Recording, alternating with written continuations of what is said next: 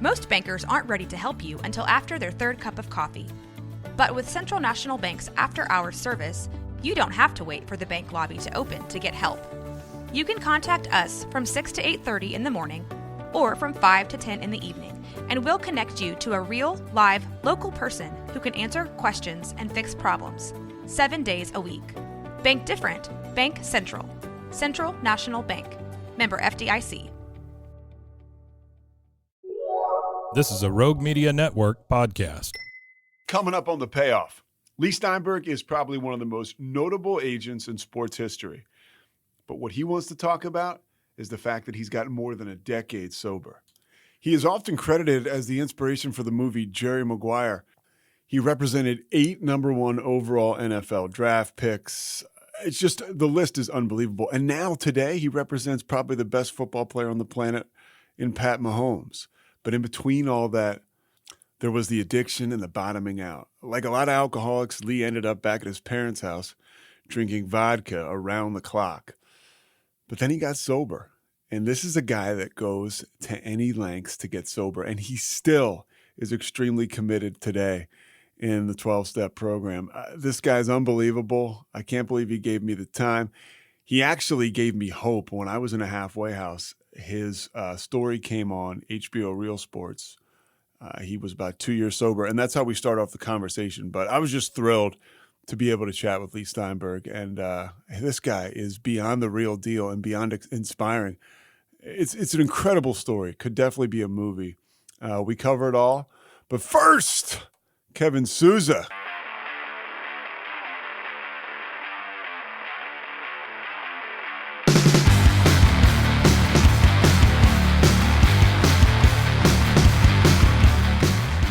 When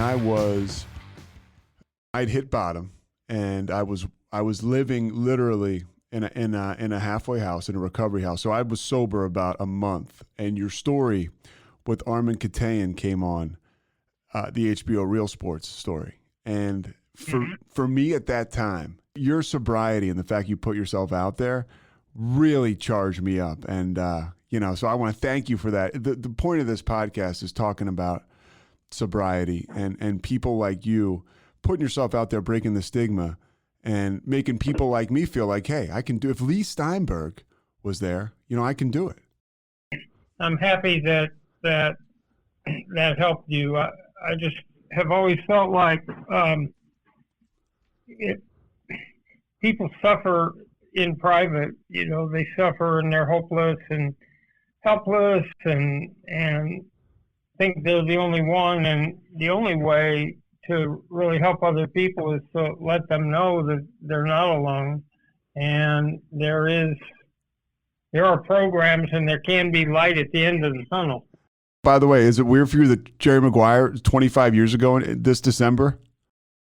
Yes, in some ways it seems like very distant, and in other ways it seems like yesterday.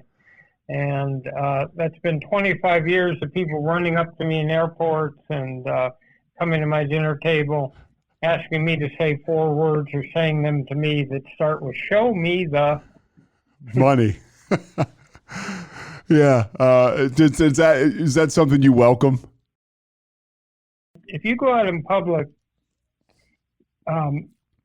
you're going to meet people and you're going to interact with them, and you better be gracious and you better, embrace the moment. They might be somebody interesting you'd like to meet. How often do people come up to you and talk to you about the fact that you've been open about your sobriety? All the time. And it actually sort of depends how I'm dressed. If you look the way you look on television, then people will come up, and if you're just sort of fitting in the crowd, then you just go ahead and live your life. But look, we live this short moment on the planet. And so the question is, how are we going to spend that time? I was brought up by a father who believed that 2 core values were incredibly important outside of spiritual ones. And that was 1, treasure relationships, especially family, and the second was try to make a meaningful difference in the world and help people who can't help themselves. So, to the extent that that my story of crashing behind alcohol and working my way back and continuing to do the things necessary to stay sober, if that helps someone else, then I'm really happy. You mentioned your parents. You were raised by a teacher and a librarian outside of Los Angeles, or I guess in Los Angeles. What was your childhood like? It was lots of fun. I had two brothers. We traveled a lot in the car. I had sort of two different types of childhood. One was that my grandpa ran a place called Hillcrest Country Club, and that was where all the movie stars and comedians hung out in Los Angeles in the 50s. So you'd have to be a little older to know these names, but it was Groucho Marx, George Burns, Jack Benny, George Jett, Danny Kaye, and so those are for people listening that don't know, those are huge. Those are heavy hitters back then. I would sit on my grandpa's lap while he played gin rummy, and George Burns and my grandfather took me to my first baseball game. So it was a different sort of childhood in that I sat on Marilyn Monroe's lap and I had a autographed Elvis Presley guitar. But my father turned away from the restaurant business and wanted to teach kids. So we lived a very normal life. But my dad made sure we were exposed to all sorts of things. And I remember going to Disneyland the very first year it opened back in 1955. And but we had traveled like 47 states. So and books were a big thing in my house. So I read a lot. We loved movies. We loved games. And my dad actually had a club called the Muttonhead Club where we operated with Robert's Rules of Order, and one of the people was president and one of them was vice president. We had a sergeant at arms, and we learned how to sort of pass resolutions and operate within a system. So I was pretty hardwired early to go make a difference in the world. You were hardwired to make a difference. By the way, that's unbelievable. It's the first time, even the research I've done about you, I had no idea about your grandfather. What was it like to be exposed to stars like that at such a young age? Well, it's only in retrospect that I really got the whole thing. It was just, George Burns was just a friend of my father. We actually cut a record, Groucho Marx and his granddaughter, Melinda, and my grandpa and myself, to Annie, get your gun, anything you can do, I can do better. But that, and I was on things like Art Linkletter's house party as one of the kids. So there was that part, but then there was very normal growing up in Los Angeles in the 50s. And it sounds to me like here you are, you're a guy that's kind of being, maybe, you know, obviously you probably didn't know it or not, but you're being kind of nurtured and brought up to not only make a difference in the world, but also you talk about learning to pass resolutions. And that is, I would guess, maybe some of those skills you use now or used back then and now, doing contracts and things like that. That's a double-edged sword, I think, of skills. What I learned was that the most important skill in life is listening. It's being able to draw out another human being and cut below the surface with their understanding their unique value system, their unique priorities, and getting below surface responses so that you can ultimately understand someone's deepest anxieties and fears and their greatest hopes and dreams. And doing that allows you to see the world the way another person can see it and through their eyes, and then you can navigate your way through life gracefully. And for you, as you were navigating life early on, was there drinking, like as a kid or in high school? No, I had there wasn't really alcohol in our house, so I had no exposure at all till I got to college. And you went to college. Where'd you go? To UCLA for a year, and then you transferred to Berkeley, and you start to really make it. You start to really make a difference. The things that your parents instilled in you, now you're starting to be a part of a lot of causes on campus and sort of a transformational force. Well, I'm student body president at Berkeley when Ronald Reagan's governor and the war in Vietnam is going on. So all the counterculture, long hair and tie-dye and rock music and herbal substances and every other change that occurred in the late 60s, we were sort of at the vortex of it. And I learned everything I needed to learn by being student body president and then president of the law school and the rest of it. It was all political skills. It was all how to get along with people and find consensus and the rest of it. And everything I needed to learn about negotiating, I learned from interacting with Governor Reagan, because he would crack down on the campus and I would have to defend it.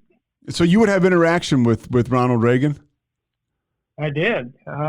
We had sort of a showdown in front of the Board of Regents one day where he said to me, "Weren't you the same Mr. Steinberg who was sitting in front of troop trains in Oakland in 1960? And I said, "Well, Governor, I was close to 10 years old, so I was much closer to playing with toy trains and sitting in front of troop trains, but that shows your usual adherence to veracity and fact." So that got it going, and it was funny. Later on, he gave me a commendation in the White House, but it wasn't all that funny when we were demonstrating. No, you became a real attractive person on campus, I think. Is it true that you had Steve Bartkowski was on your hall, a quarterback? So I was going to law school, and I was an undergraduate. I was a dorm counselor in an undergraduate dorm. And law school's at real quick. Law school's at Berkeley. Yes. Okay. It was called Bolt Hall then. It was Berkeley's law school, and so I'm living in a dorm, sort of as the RA or dorm counselor, and they moved the freshman football team into the dorm, and one of the students is the quarterback, Steve Bartkowski. I mean, we had other interesting people. It was only 150 guys, but we had a young guy named Steve who went down to Apple and Steve Wozniak. Steve Wozniak was in our dorm. We had Brian Maxwell, who went out and developed and created the company Power Bar. We had Rob Swenson, who was another all-pro football player. But anyway, 4 years later, I'm out of law school. Bartkowski's become the first pick in the first round of the draft, and he asked me to represent him. So he'd already been taken first? Yes. Okay, and then he said, "Hey, will you negotiate my contract?" Yes. And you got him what, the biggest deal? Well, there had been at that point, and but remember how rudimentary and different those days were.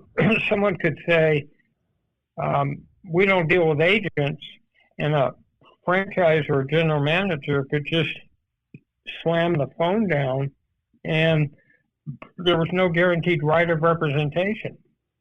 So it was a little different. And when we got to Atlanta, I saw how dominant athletes were as the movie stars and celebrities.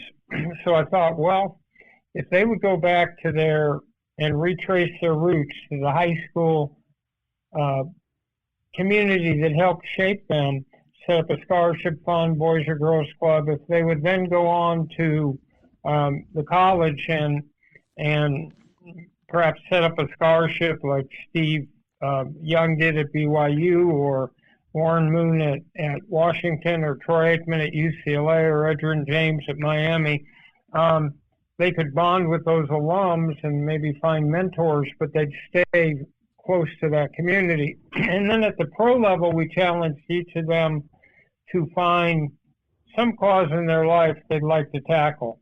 And so we would set up a charitable foundation with the leading political figures, business figures, and community leaders in that city.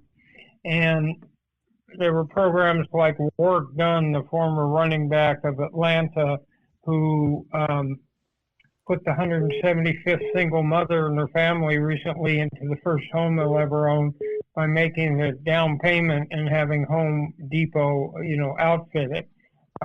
So it's athlete changing lives. And so that's been the fundamental hallmark of the practice in the last 46 years. Do you think that's what made you so attractive to clients? I mean, young guys like a guy like Drew Bledsoe or somebody who is from a small town and they come to the big city and they meet you, and you're sort of disarming. You were California cool, you were laid back, and you had different values probably than the other agents. I think, again, listening is so important, so that instead of staying on the surface, I have always taken the time to not so much talk, but to try to draw out. Men don't share quite as easily. I'm sure some of your female listeners will attest to that. They're deep emotional feelings, right?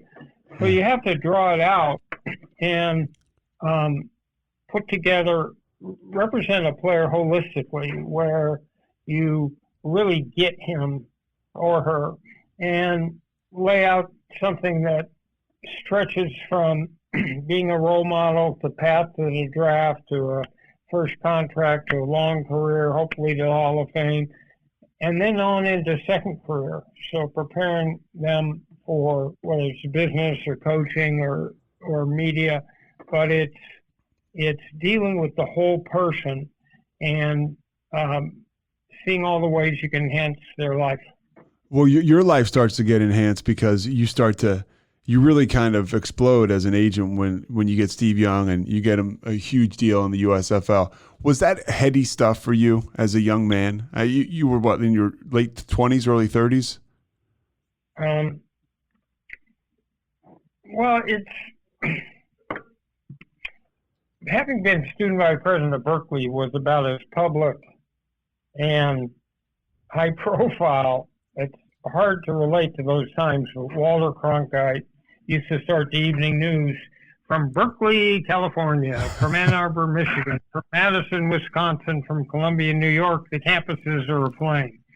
So I had sort of had that exposure, and I knew how to bifurcate my life so that there was the internal part of it, which was about friendship and real relationships, and then everything public. I had the perspective that it was not real to a certain extent because newspaper clippings and fame and fortune and all that was really sort of fleeting and transient, and it's not your real life.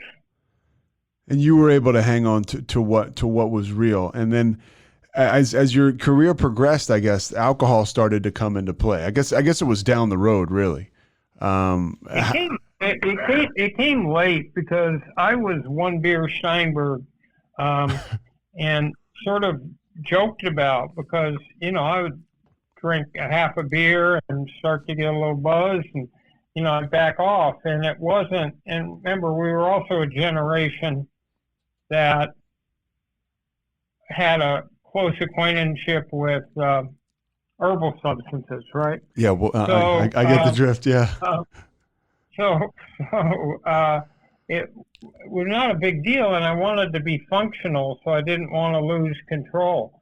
And so to evolve from that point to where I ended up was stunning, but it certainly didn't happen overnight. I was highly functional.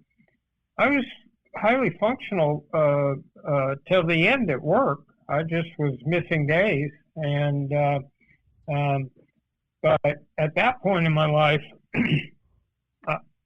we were doing football. Eventually, we did 64 first-round draft picks and the first pick in the first round 8 different years. half the starting quarterbacks. Eventually, 12 of the players got to the Hall of Fame, and baseball had a big practice with stars like CC Sabathia and Pudge Rodriguez and Sean Green and Matt Williams. And then in basketball, I had some high draft picks. And then I did boxing with Lennox Lewis and Oscar De La Hoya and the U.S. team at the World Cup. And all the way along, the athletes were doing amazing things in the world. And achievement was my drug. Achievement. And it was so exciting that I didn't really need to be intoxicated a whole lot. Yeah, and you mentioned you were kind of in the Disneyland of drinking. I mean, you were at your Super Bowl party was always the best. I knew that even back when I worked for Mike George and SFX. Like that Saturday Super Bowl party was everybody wanted to get into that. And when you say the Disneyland of drinking, what do you mean by that? That everywhere that alcohol was an integral part of the whole world I lived in. That people went out for a beer.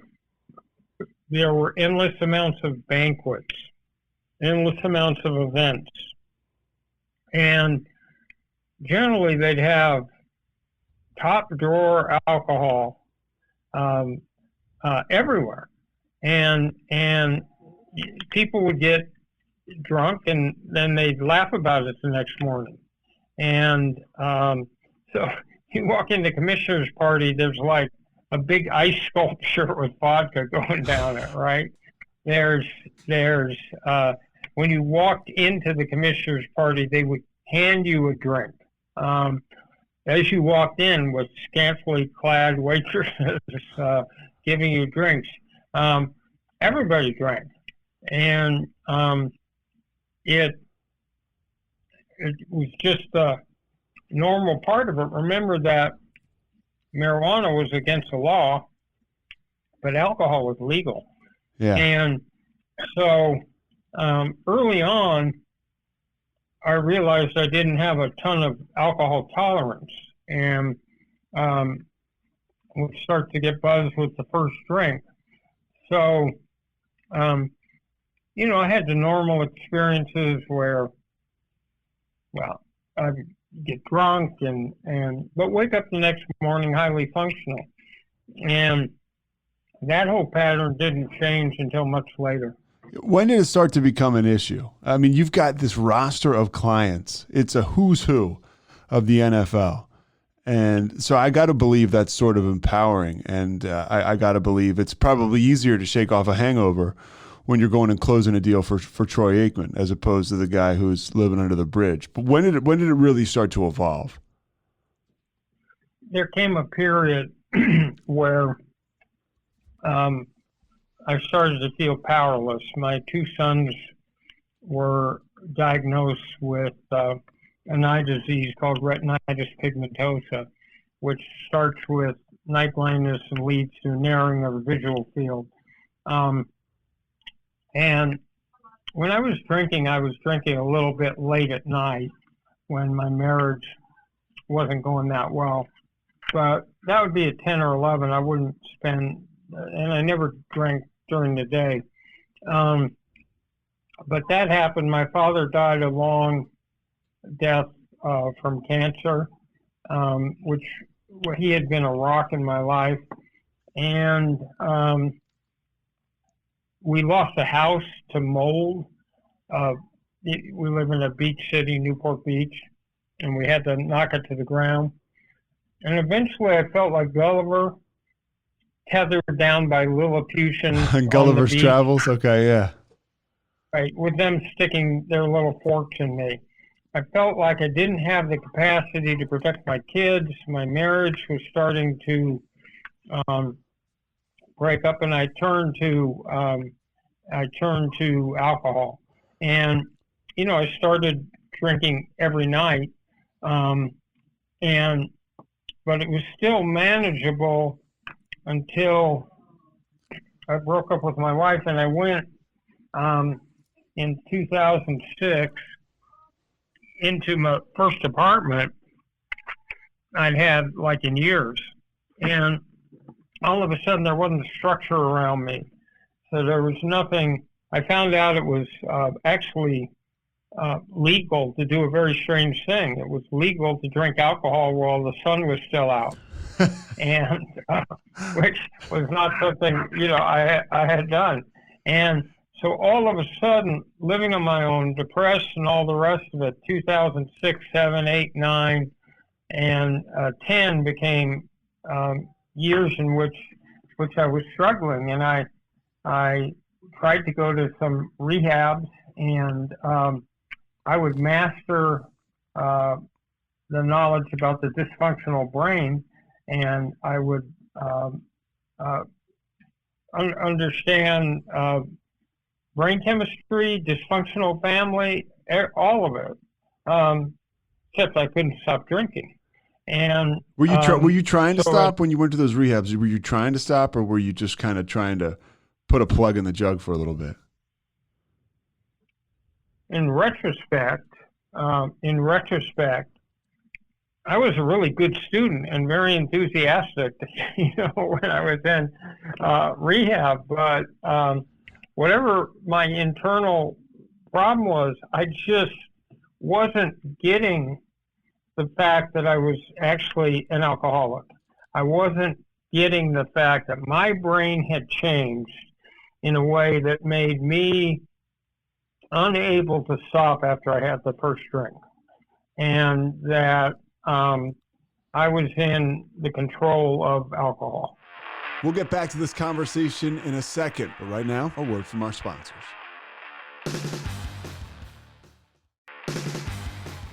Just back up with me a little bit. You have this rough court case with David Dunn, right? He takes a lot of your clients. Was that part? I mean, was there drinking behind that too? I mean, because it's very public how successful you were.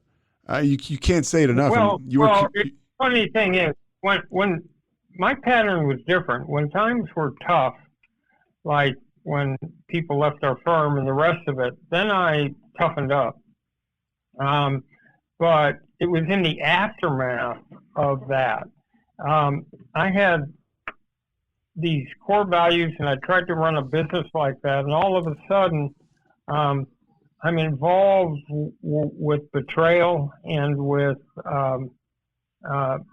things that sort of broke my heart. I just couldn't believe people would actually act that way. It's like, and that resentment starts. Right. And so, of course, there was woe is me, but we still had a great practice. All through this, we're having athletes raise money for charity. I'm doing the Secretary of State, Madeleine Albright, and I put together a program to take minefields out of in Cambodia and Angola and Mozambique. I'm doing, I trained 10,000 young people in the fight against hate, but there start to be days on miss where I start drinking early in the day, and all of a sudden I can get an alcohol content up that was much different than having a few drinks late at night, and much higher. And we're clever as alcoholics, and so there were people who tried to help me. I mean, they would take my wallet away, they would take my keys to my car away, and I'd be alone in my condo. But that didn't stop me from drinking. I mean, I would go down to the grocery store, and I'd say, me, I'm in here all the time. I forgot my wallet at home. And all of a sudden, they allow me to leave with a big bottle of vodka. And so our cleverness and stealthiness, is the undoing, right? So one that people didn't try to help me, they did.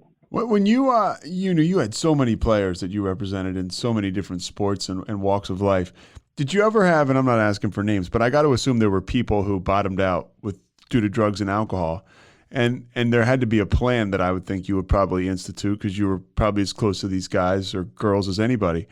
Did you ever think about that when you were kind of bottoming out? Like, man, like I remember when such and such was having problems, and we tried to, did you have a better understanding for addiction?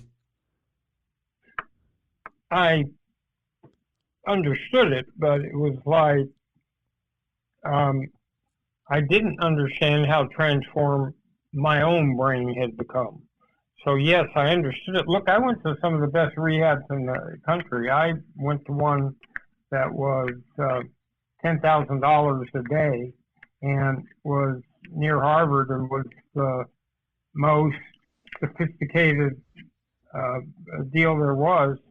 I could not stop drinking until the end, and then I got to the point where I realized that I was missing too many days, and I finally broke denial, shut down my business, gave it to the younger agents, shut down my condo, and went back in 2010 to live with my parents. And I had been reduced to sitting on my dead father's bed, and my life had been reduced to that point. And you got. I mean, you've been open about this. I'm not breaking any news, but you got, a DUI in 1996, which was okay. Whatever. But then, you get a public intoxication in LA, or I guess somewhere in Southern California, as the bottom is dropping out. And again, for me, just following, I'm like, man, Leigh Steinberg's walking around drunk, and were people like, wow, like it must have been a tough time. Yeah, I mean those, but I wasn't doing a lot of walking around. I had the misfortune of being pretty visible. I was mostly an isolator, so I'd be drinking by myself in my situation. But anyway, I'm at my parents' house, and finally I had an epiphany that I wasn't a starving peasant in Darfur. I didn't have the last name Steinberg in Nazi Germany. I didn't have cancer. So what excuse did I really have not to live up to the admonitions of my dad and mom? And I was taken off to sober living. There was an indigent rehab place in Orange County, and they didn't have a bed. So I had the ignominious distinction of not being able to get into an indigent rehab. Yes, indigent rehab. But anyway, I went off to a sober living house in Orange County. So when you got sober, you went. You didn't go like the time it worked, which is just interesting, right? Like it takes what it takes. But you ended up going to a sober living, not a posh rehab. You were at a nuts and bolts sober. No, I went straight into a sober living house, and what I said to myself was this: I'm gonna not do anything in the world but be a good father and be sober. But I'm going to put sobriety first and being a good parent first. And there's all those times where you will say to people while I was drinking, I've got it this time. This time's different. This time I really, this time I mean it, and all the rest of it. And it never amounted to anything. So you weren't intentionally lying. That was your belief at that point. But alcohol was convincing me that distorted thinking. So I went there and I said, I'm not going to say a thing to anybody about the state of my sobriety. I'm just going to stack up days. do the work. So, I found a home group. I started working at 12-step. I got a sponsor, and I just did whatever they told me. What made it? Because that's what happened to me too. I mean, I was willing to go to any lengths. What do you think brought you to that? Because that's a spiritual decision. Whatever you consider a God or whatever else. What do you think brought you to that move, to that decision? Every time I thought I hit a bottom, there was a lower bottom, right? And I was so productive in work and everything that a lot of people were not intentionally, but enabling me to not confront it. But when I got to the point where I'm sitting on my deceased father's bed, and my life has been narrowed to a search for vodka, it's just, like I said, I had a bit of an epiphany, and just knew that can't be what I had been destined to do. That wasn't going to be the end of the life arc. And fortunately, I've been brought up by parents who were really optimistic. And we always thought everything would work out okay. And so faced with the detritus and destruction that I had to make a decision and be able to somehow, I heard from people who were sober that there was light at the end of the tunnel. And that's what I needed, to know that there was hope. I mean, there's people that you motivate in sports by kicking them in their derriere, and there's people that you motivate by telling them that if they do this, there's going to be a great result and everything's going to work out. And I'm the latter. So if there was a pony filled, I go walk into a barn, the pony filled with defecation. The barn's filled with defecation. I'm sorry. I'm sure there's a pony in there somewhere. And I'm sure. And that was the hardest thing because, it wasn't like I wasn't aware of how I'd self-destructed. But the point was, could I find hope? And I found hope through a unique fellowship. And they were very basic, which was surrender, find a higher power, get a sponsor, find a home group, work the steps in order, and then be of service to other people. And so, read a very special book. And so, Leigh, what started to happen to you when you started to go to those meetings? What kind of feeling did you get? Describe that for people. That I wasn't alone with this. That I was stunned at the amount of people who would be in a meeting. It's like, wow, this whole thing existed. And I had no awareness of it. It was like, really? So once you got over the novelty of the fact there are all these people in a room, then I started to get support. And people reached out, and I started to listen to things people shared from the podium. And things like HALT. If you're hungry, angry, lonely, tired, that doesn't.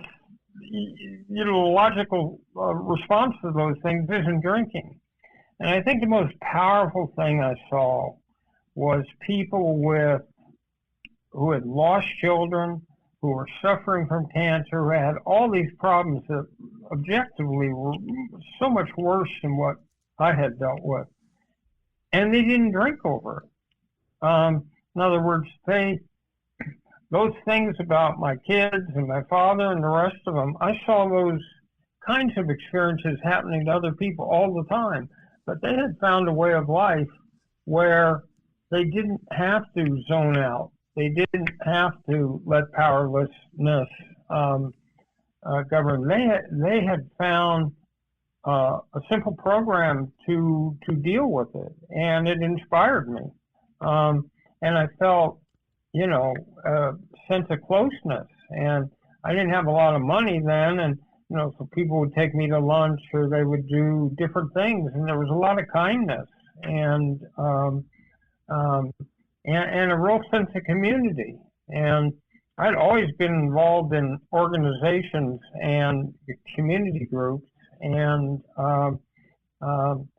there began to be a routine and consistency to what I did, which was going to meetings every day, and I found community and camaraderie. And I mostly went to men's stags meetings, so there wouldn't be any diversion from the focus. And that was it. And then I got real busy. There was a thing in Orange County called the Orange County Convention, so I went to that. I went to the Desert Powwow. So you dove in. You really dove in, and that's and that's how you get the magic. I ended up going to the International Convention in San Antonio that year. If there was any book to read, I read it. If there was any modality that anybody was trying or doing, I threw myself into it, just like I was going back to college, and said, you know what, I'm going to not say a whole lot, I'm going to listen a whole lot, and these people know something I don't know, and have mastered something I don't know, and I better be a sponge and soak up all the knowledge they have and everything that potentially could be. So I made a huge number of friends, and since I wasn't working or anything, I bought cards for people's birthdays. I put together a huge group of friends. So I surrounded myself with a big support group, and lived in sober living for 9 months. And did that kind of carry you? That sounds like sobriety, I think, can be kind of a tailwind. Did that move you back? Whether it's the spirituality, the power of the group, being sober, did that move you back towards becoming an agent again? My only concern was to master the steps of and to adopt a structure that would allow me to stay sober. And I had no other ambitions than that. And so step by step, I started to aggregate days. And soon I wasn't counting days, but months. And eventually you evolve to getting the years. But I had that structure. And then my next priority was two of my young daughter and my oldest son stayed with me. My youngest son didn't talk to me the whole time he was at USC Film School. And was this because of the drinking? Yes, because he didn't know that father, and he knew a father who was an expert, always knew the answer, was steady, was consistent, and then I wasn't. And so, I felt a lot of guilt over that. And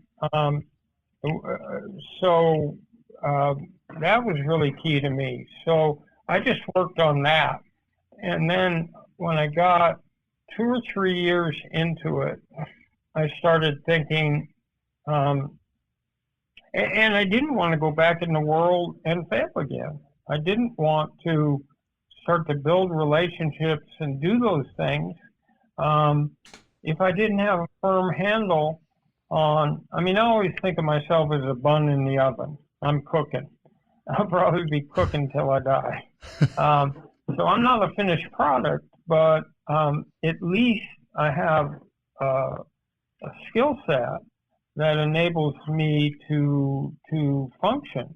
And then, as you know, eventually the cravings go away, and it's very difficult when they're there because they're irrational and they come from the amygdala or the lizard part of your brain. They aren't, conscious. They're just wired that way. So I wanted to get to the point that the cravings had gone away, and they did. And eventually, I found some people that wanted to invest in a new company I do.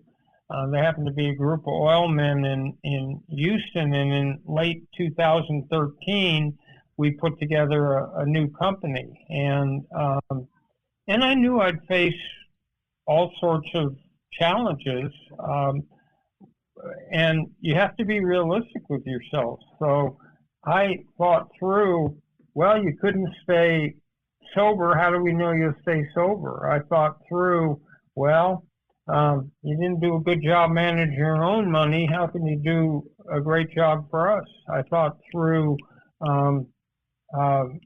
you've been out of this for 5 or 6 years as an active agent. How do we know you still have contacts and all the rest of it? You're still relevant, or you're fairly old. You're 61 when you got sober, right? 60. I was 61 when I got sober. Yeah. So if we count the years until that my son would play, if we had 12 years, you're going to be old. You'd be sitting on a park bench with drool coming out of your mouth. Anyway, because I don't have a divine right to represent players, I just have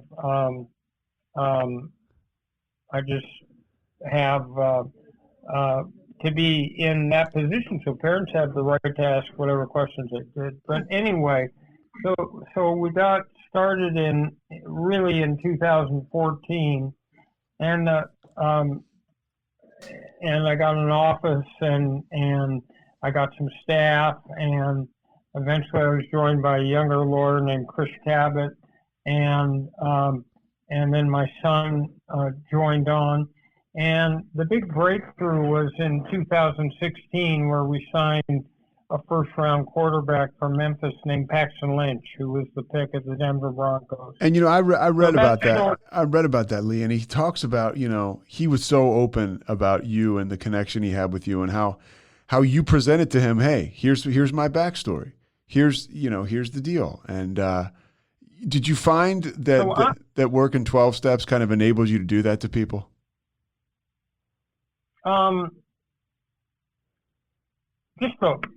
Yes, the whole concept of it. In other words, this is my past.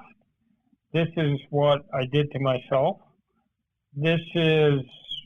And then again,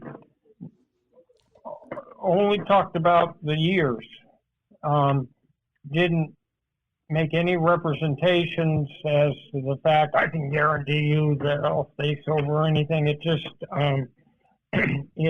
all I thought was important was action. It wasn't what was coming out of my mouth. It was the fact that I continued to stack days, and then months, and then years, and so I was really open with the people. And fortunately, a lot of the people in the world of sports are pretty accepting, and so we signed Paxton, and then the next year was Patrick Mahomes, and then it's built from there. I got a couple more things, and then I'll let you out of here. But when you're talking to these guys and you're connecting with them, right? You're listening to them. Do you feel like recovery has almost made you better at your job? Well, it certainly has made me more understanding of how close the edge is between productive life and the apocalypse. And I never believed that something like that would happen to me, or that I'd let it happen, or that I'd be responsible for it. So yeah, I think there's a level at which the whole process creates more understanding. I was never very judgmental in the first place. Some of the lessons that I relearned in Alcoholics Anonymous were lessons that came out of my upbringing. In other words, trying not to have resentments, trying to make sure that if I ever had wronged anybody, I would chase them down the street to apologize. In other words, those were things taught to me by my parents. And luckily, I came out of a house where if you spilled the milk, you weren't in big trouble. If you spilled the milk and lied about it and denied it, then you were in trouble. So, in other words, it was the sort of thing where there was an understanding. We don't expect you to be perfect. We expect you to be honest and open, right? So I had a lot of that, but it was, I had just lost my bearings and was so far away from, I was so self-absorbed and so far away from that yes, working steps help put that connection together with what I already knew. How active are you today? I mean, Pat Mahomes, you humbly mentioned about Pat Mahomes. That's a $450 million plus deal that you had a huge hand in putting together for this guy. And he's probably the best football player in the world. How do you stay grounded in sobriety? Are you still active in 12 steps? Oh, absolutely. So I just came back from a spiritual retreat that I've done for 12 years. And at that, we go through the 12 steps and we go away to a mission for 3 days. And all you're thinking about is the group and the rest of it. I go to regular meetings and I keep in touch with the whole group. And basically, the core of my life has stayed the same for the last 12 years. In other words, I'm pretty much living in the same place. I'm doing the same things, and I'm close to my sponsor, and what that does. Think about it this way: if you would dedicate like an hour a day to maintaining sobriety, you would have complete freedom for the other 23 hours, right? Yeah. So it's a pretty good trade. It's a really good trade. When you were divorced when you got sober. I always find this interesting. How does Leigh Steinberg start to date again in sobriety, or does he? What's that like? Well, I didn't do anything for the first few years. I had random experiences, but I had a wonderful girlfriend who I thought I was going to marry right before it, but she broke up with me, which was another stimulant.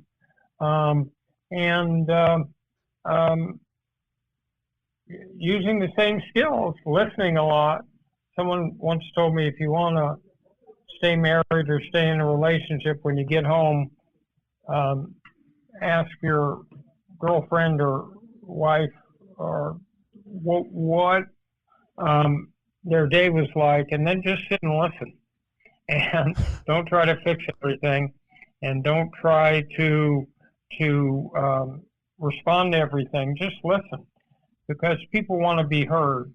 And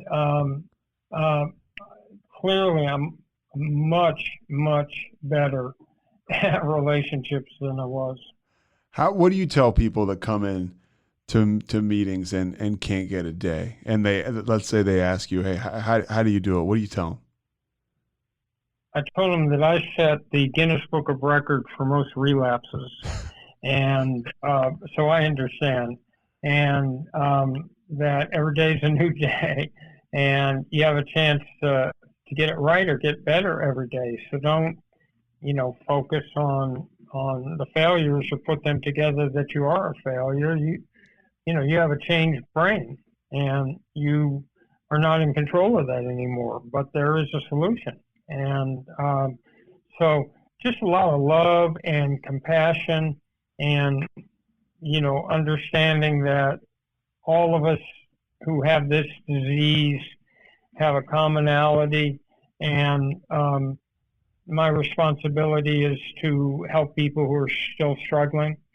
So I've got people across the country who, when I post on social media, how many years or days I have, they interact on different forms of social media. So I have sort of a large group of people I relate to across the country who are following my journey as I'm following theirs.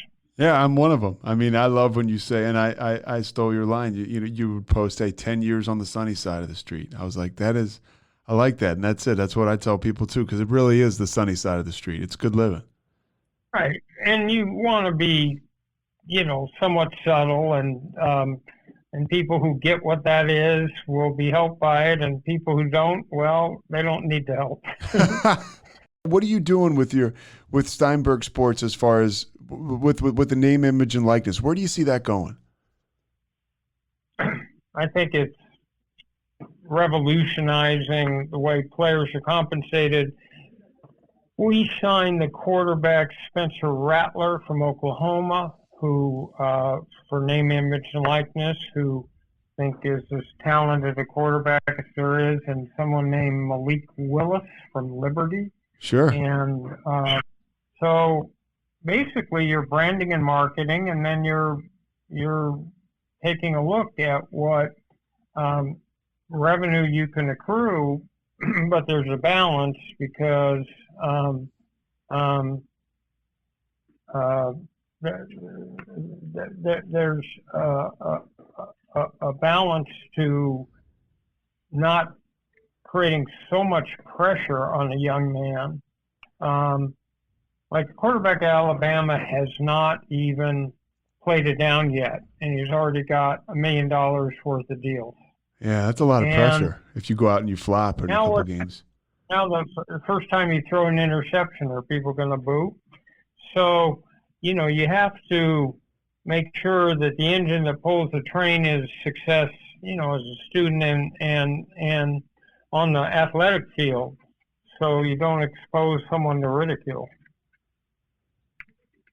How much? What's the most you think a kid can get out of this stuff financially? Oh, it could get up into the millions. It's the primary beneficiaries are college quarterbacks from high-profile programs with big alum bases. But you could also see women, if it had started earlier, all the women in the gymnastics would have been big beneficiaries. But, there are programs that play football is the most popular sport now, and there's programs that play on national TV all the time. And there's quarterbacks who succeed or other players who succeed earlier. And, I think it's a big enhancement and long overdue. Where do you think it all goes? Are we still working with an NCAA 10 years from now, 20 years from now? Since college sports simply need a big TV contract, and the NCAA is going to have to struggle to be relevant because the concept of pure amateurism has been gone, but realistically it's been gone for a long time. So you see what the SEC is doing, and they added Texas and Oklahoma. I mean, they've got the strength, and the big colleges have the strength. They don't really need an NCAA. I can't thank you enough for your time, Leigh. Anything else you want to get out there? Anything? No, if you're out there and you're struggling and you're hopeless and depressed and confused, I was there, and there is help available. And There's unique fellowships and 12-step programs, and you can come back and get your life back and have a happy life. Thanks so much for listening to The Payoff with Pete. Once again, I'm Pete Souza. And of course, we are part of the Rogue Media Network. All kinds of good podcasts you can find at roguemedianetwork.com. And of course, you can find this podcast and all those other ones wherever you get your podcasts, iTunes, Spotify, other spots like that.